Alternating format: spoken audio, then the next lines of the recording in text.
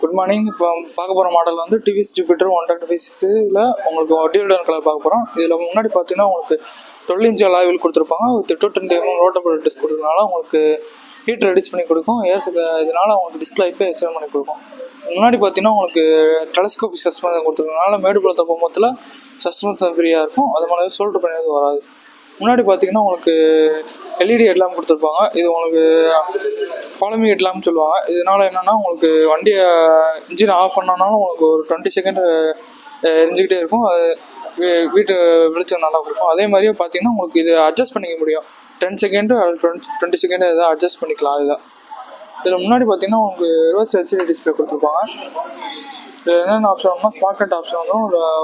Smart கனெக்டில் உங்களுக்கு call notification and turn by turn இண்டிகேஷனோட உங்களுக்கு நேவிகேஷனோட வந்துடும். இதில் அதே மாதிரி இதில் உங்களுக்கு என்னென்ன ஆப்ஷன் இருக்குமா, ஆவரேஜ் ஃபீல் இருக்கலாமே, டிஸ்டன்ஸ் இருக்கலாமே, எல்லாமே உங்களுக்கு டிஸ்பிளேல உங்களுக்கு தெரிஞ்சிடும். அதே மாதிரி டிஸ்டன்ஸ் கிராமின்றது இருக்க பெட்ரோலுக்கு எவ்வளோ கிலோமீட்டர் ஓடும் அப்படின்றது உங்களுக்கு காமிச்சிடும்.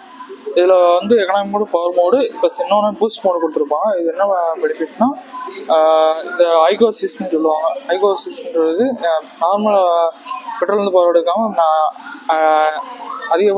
அடிஷ்னலாக உங்களுக்கு என்னென்னா இன்ஜின்லேருந்து பேட்டரிலேருந்து பவர் எடுத்து இன்ஜின் பூஸ்ட் பண்ணணும்.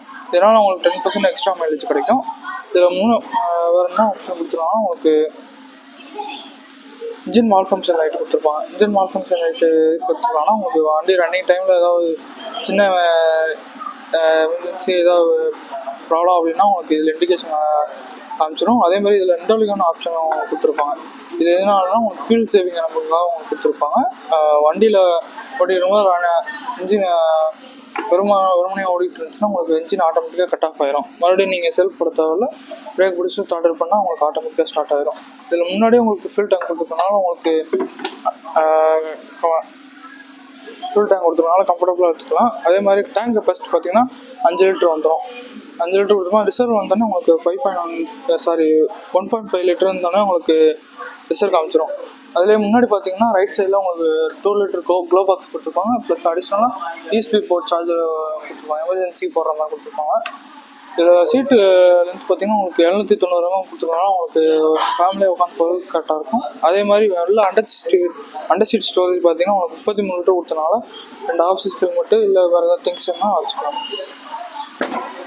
இது பின்னாடி சாக்கப்ஸர் பார்த்தீங்கன்னா உங்களுக்கு 3 ஸ்டெப் ஹைட்ராலிக் சாக்கப்ஸர் கொடுத்தனால பின்னாடி பிள்ளைங்க உட்காந்துறவங்களுக்கு கம்ஃபர்டபுளாக போய்க்கலாம். அதே மாதிரி இதோட இன்ஜின் பிஹெச்பி பார்த்தீங்கன்னா 8.2 பிஹெச்பி 7500 ஆர்பிஎம்னால உங்களுக்கு பிக்கப் நல்லாயிருக்கும். அதே மாதிரி டார்க் பார்த்தீங்கன்னா 10.5 நியூட்டன் மீட்டர் டார்க்னால இது புல்லிங் பவரும் நல்லாயிருக்கும்.